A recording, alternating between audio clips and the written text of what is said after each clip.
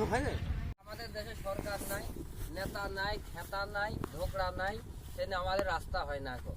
সেখানে জনগণের চাষি মানুষের হাঁটা কত কষ্ট।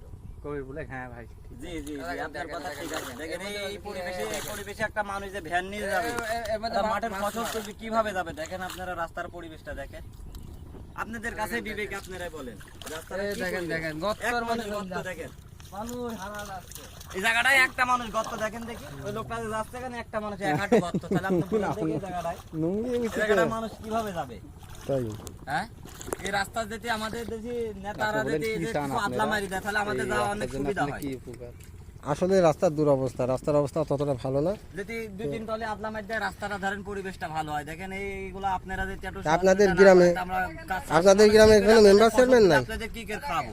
মেম্বার চেয়ারম্যান নাই? মেম্বার চেয়ারম্যান তো গুরুত্ব দিচ্ছে না। দেখেন কি পরিবেশ, রাস্তাটার অবস্থাটা কি।